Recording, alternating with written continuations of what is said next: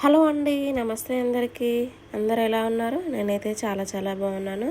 మీరు ఎలా ఉన్నారో కామెంట్ సెక్షన్లో కామెంట్ చేయండి. Welcome to Suma multi vlogs.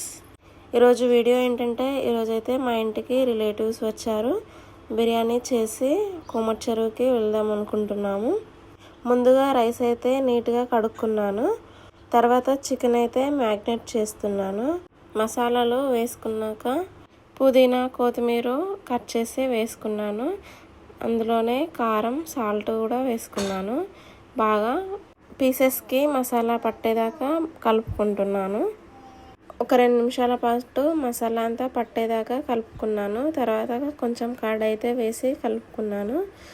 తర్వాత డీప్ ఫ్రిడ్జ్లో అయితే పెట్టుకున్నాను. ఇంత ఎక్కువ క్వాంటిటీ చేయడం ఇదే ఫస్ట్ టైము. ఎలా వస్తుందో ఏమో చూడండి లాస్ట్ వరకు వీడియో. తర్వాత ముక్కలుగా కట్ చేసిన ఆనియన్స్ అయితే ఫ్రై చేసుకుంటున్నాను. ఈ కలర్ వచ్చే వరకు ఫ్రై చేసుకున్నాను. బగోనీ పెట్టుకొని ఆయిల్ వేసుకొని ఓల్ గరం మసాలా వేసుకొని పచ్చిమిర్చి కట్ చేసిన ఆనియన్స్ వేసుకున్నాను. ఆనియన్స్ బాగా ఫ్రై అయ్యాక సన్నగా తరిగిన కొత్తిమీర పుదీనా కూడా యాడ్ చేసుకున్నాను. ఇంతలోపు ఒక టిప్ చెప్తానండి. ఆనియన్స్ డీప్ ఫ్రై చేసేటప్పుడు స్పీడ్గా కలుపుతూ డీప్ ఫ్రై చేసుకోవాలి, లేదంటే వన్ సైడే డీప్ ఫ్రై అవుతాయి. ఆనియన్స్ పచ్చిమిర్చి బాగా ఫ్రై అయ్యాక ముందుగా మ్యాగ్నేట్ చేసి పెట్టుకున్న చికెన్ని యాడ్ చేసుకోవాలి. టైం 11 అలా అవుతుంది. చాలా అంటే చాలా హీట్గా ఉంది. ఇంకా సమ్మర్లో వంట చేయాలంటే ఫుల్ వేడిగా ఉంటుంది. మ్యాగ్నేట్ చేసినప్పుడే ఫ్రైడ్ ఆనియన్స్ వేసుకోవాలి, కానీ నేను ఇప్పుడు వేస్తున్నాను. ఒక 10 మినిట్స్ అలా లో ఫ్లేమ్లో కుక్ చేసుకోవాలి. చాలా బాగా కుక్ అవుతుంది. ఆయిల్లో వాటర్ వేయకుండానే కుక్ అవుతుంది, చికెన్లో వాటర్తోనే. మరోవైపు రైస్ అయితే ఉడికించుకుంటున్నాను.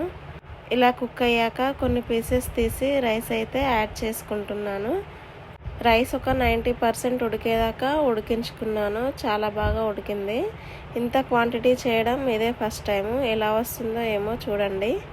కొన్ని పీసెస్ బగోన్లోనే ఉంచుకొని రైస్ అయితే వేసుకున్నాను. హాఫ్ క్వాంటిటీ రైస్ వేసుకొని ముందుగా తీసి పెట్టుకున్న పీసెస్ని అయితే యాడ్ చేసుకున్నాను, 1 లేయర్. తర్వాత మిగతా రైస్ యాడ్ చేసుకొని డీప్ ఫ్రై చేసిన ఆనియన్స్ అయితే వేసుకున్నాను పైన. ఆనియన్స్ మరీ బ్లాక్గా ఉంటే మా ఇంట్లో వాళ్ళు తినరు, అందుకే కొంచెం లైట్ గోల్డెన్ కలర్ వచ్చే వరకు వేయించుకున్నాను. ఆనియన్స్ ముందుగానే డీప్ ఫ్రై చేసి పెట్టుకున్నాను, కానీ సరిపోలేదు. తర్వాత మా అక్క అయితే డీప్ ఫ్రై చేస్తుంది ఆనియన్స్. డీప్ ఫ్రై చేసిన ఆనియన్స్ తింటున్నప్పుడు తగిలితే చాలా బాగుంటుంది టేస్ట్. రైస్ మొత్తం వేసుకున్నాక పైన ఫ్రైడ్ ఆనియన్స్ అయితే వేసుకొని మూత పెట్టుకొని ఇలా అయితే సెట్ చేసుకున్నాను. బగోనే పైన దంచే రోల్ పెట్టుకొని దమ్ అయితే పెట్టుకుంటున్నాను. సైడ్స్కి రైస్ పైన గీ అయితే వేసుకున్నాక ఇలా రోల్ పెట్టుకున్నాను. 20 మినిట్స్ తర్వాత చూస్తే ఇలా వచ్చింది. తర్వాత అయితే ఫ్రెష్ అప్ అయ్యి అందరం కూర్చొని తిన్నాము. మా అక్కని వడ్డించమంటే నన్నే వడ్డించమంది. మా అక్క అంటే మా హస్బెండ్ వాళ్ళ అక్క, మా ఆడపడుచు. బిర్యానీ తినేసి కోమటి చెరువుకి అయితే వెళ్దాం అనుకుంటున్నాను. అందుకే ఆఫ్టర్నూన్కి నైట్కి సరిపడా బిర్యానీ అయితే చేసుకున్నాము.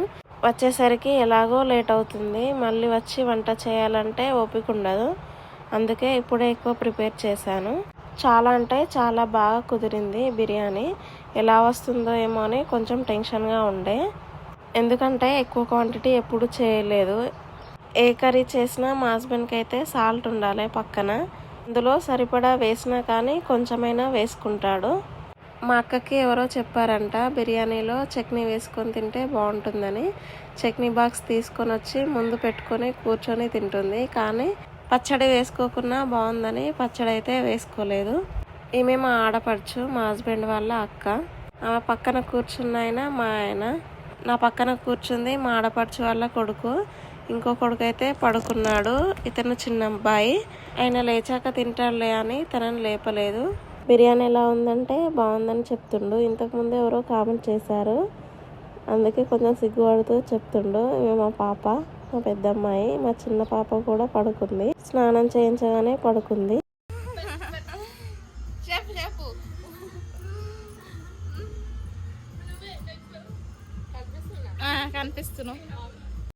బిర్యానీ తినేసి ఆఫ్టర్నూన్ టైంలో కొంచెం సేపు రెస్ట్ తీసుకొని రెడీ అయ్యి కోమటి చెరువుకి అయితే వచ్చాము. ముందుగా అయితే డైనోసార్ పార్క్ అయితే వెళ్తున్నాము. మేము మొన్న వచ్చినప్పుడు డైనోసార్ పార్క్లో ట్రైన్ వర్క్ చేయలేదు, ఇప్పుడైతే వర్క్ చేస్తుందంట.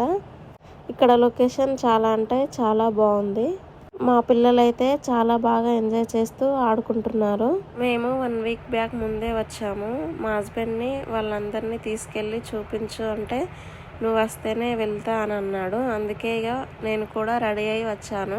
ఇక్కడికి వస్తే చూడడం తిరగడమే ఉంటుంది కదా, అందుకే వాళ్ళనే వెళ్ళమన్నాను. కానీ మా హస్బెండ్ నన్ను కూడా రమ్మని ఫోర్స్ చేశాడు.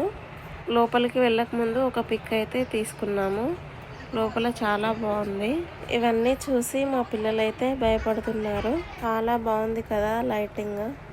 నాకు కూడా భయం వేసింది ఫస్ట్ టైం వచ్చినప్పుడు, కానీ థర్డ్ టైము 4th టైము భయం అనిపించలేదు.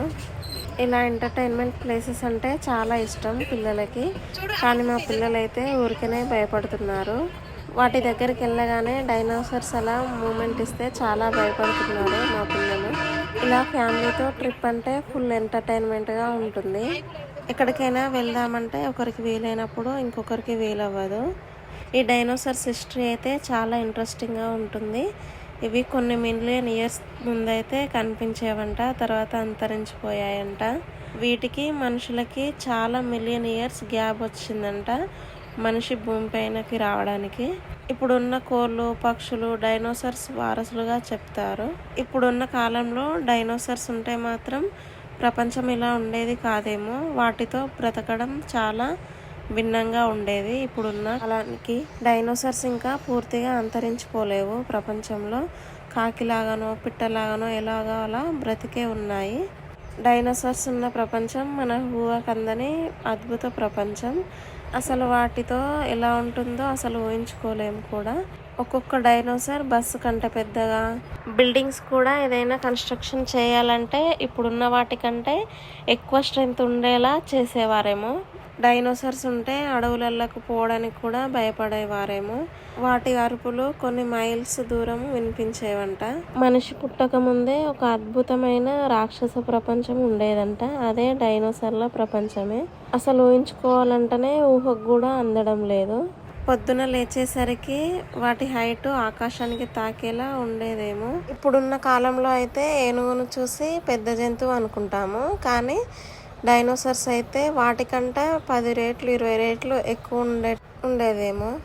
కొన్ని కోట్ల సంవత్సరాల క్రితం ఒక భారీ ఆస్ట్రాయిడ్ భూమిని ఢీకొట్టి పొగ, దుమ్ము, ఆకాశమంతా నిండిపోయి సూర్యకాంతి తగ్గి మొక్కలు చనిపోయి డైనోసార్స్కి ఆహారం తగ్గి డైనోసార్స్ నశించాయంట శాస్త్రవేత్తలు నమ్ముతారు. ఒకసారి ఊహించుకోండి, మనుషులు లేని ప్రపంచం, పెద్ద పెద్ద అడవులు, భయంకరమైన శబ్దాలు, భూమి మొత్తం భారీ జంతువులతో నిండిపోయి ఉంది.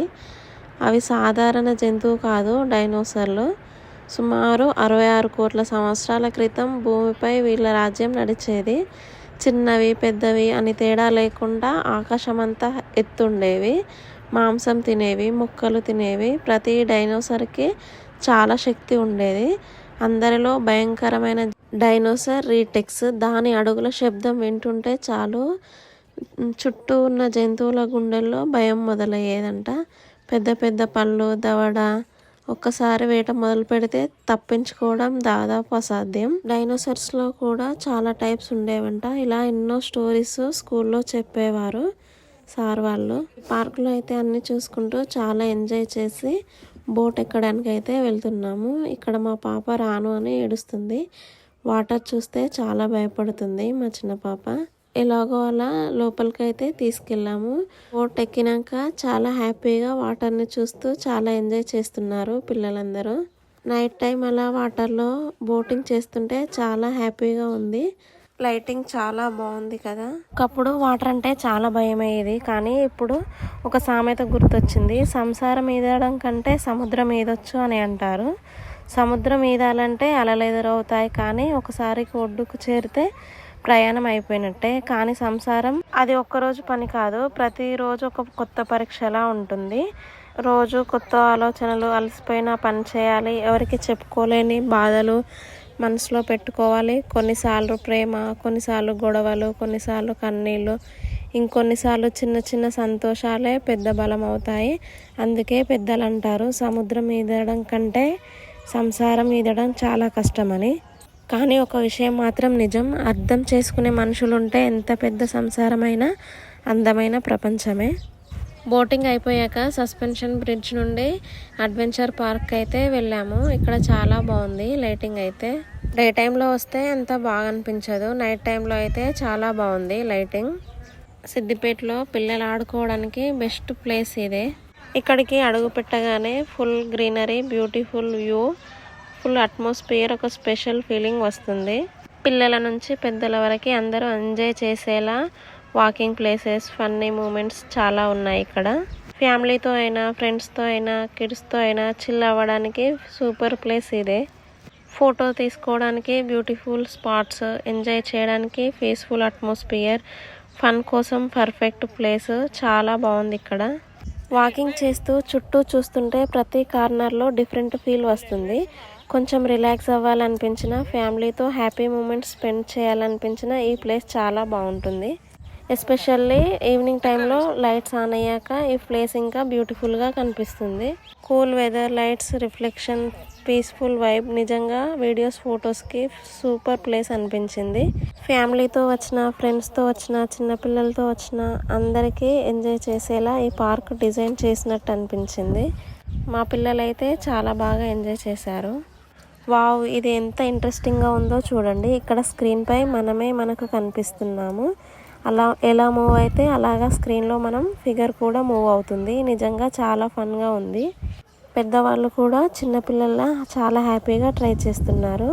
ఇలా మన మూమెంట్స్ని లైవ్గా స్క్రీన్లో చూడడం చాలా డిఫరెంట్ ఎక్స్పీరియన్స్ అనిపించింది. స్క్రీన్లో టైగర్ ఫిగర్ వచ్చి టైగర్ అరుస్తున్నట్టు సెట్ చేశారు. పిల్లలు దాన్ని నా ఫోటో పైనుంచి జరుగు అలా ఇలా అనుకుంటూ చాలా ఎంజాయ్ చేస్తున్నారు. ఇలాంటి ఫన్నీ మూమెంట్స్ కోసమైనా పార్క్కి రావాలనిపిస్తుంది, మైండ్ రిలాక్సేషన్ కోసం. ఇలా పార్క్లో ఎంజాయ్ చేస్తున్నంతసేపు మైండ్ అంతా ఫుల్ పాజిటివ్ వైబ్ ఉంది. మేము ఉండేది ఇక్కడైనా వచ్చేది మాత్రం చాలా తక్కువ. ఇక్కడే ఉంటాం కదా అని పెద్దగా రావడానికి ఇంట్రెస్ట్ అనిపించదు. ఇక్కడ స్క్రీన్పై మన ఫిగర్ మనకే కనిపించడం మాత్రం నెక్స్ట్ లెవెల్ అనిపించింది. చుట్టూ ఇలా కలర్ఫుల్ లైటింగ్, షైనింగ్ లైట్స్ చూసిన వెంటనే ఒక స్పెషల్ వైబ్ అనిపించింది. ప్రతి కార్నర్లో లైట్స్ పడుతూ ప్లేస్ మొత్తం చాలా అట్రాక్టివ్గా కనిపిస్తుంది. ఇక్కడ ప్రతిదీ క్యాప్చర్ చేసుకునే విధంగా ఉంది. చాలా బాగుంది ప్లేస్. ఎస్పెషల్లీ నైట్ లైటింగ్లో అయితే వీడియోస్, రీల్స్, ఫొటోస్ అన్నీ చాలా బ్యూటిఫుల్గా వస్తాయి.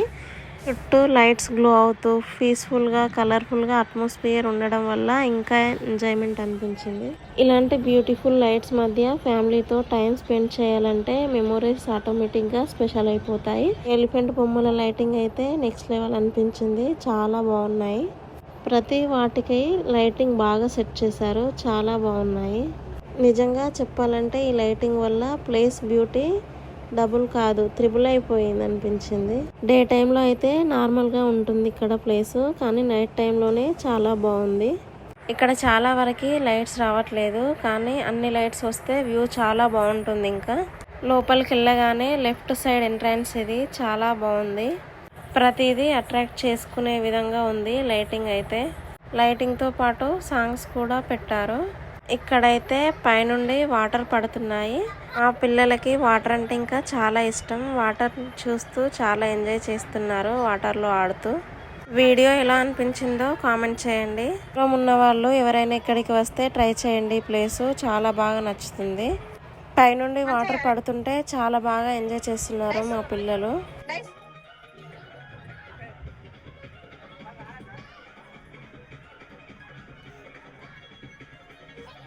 మొత్తానికి ఈరోజు ఇలా గడిచింది. ఐస్ క్రీమ్ తినేసి ఇంటికి వచ్చాము. కొన్ని పిక్స్ అయితే తీసుకున్నాము. అంతే ఫ్రెండ్స్, ఇలా మా రోజు చాలా హ్యాపీగా గడిచింది. మీకు మా వీడియో కనుక నచ్చితే లైక్ చేసి షేర్ చేయండి. సబ్స్క్రైబ్ చేయడం మర్చిపోకండి. మరొక వీడియోతో మళ్ళీ కలుద్దాం. Thank you for watching.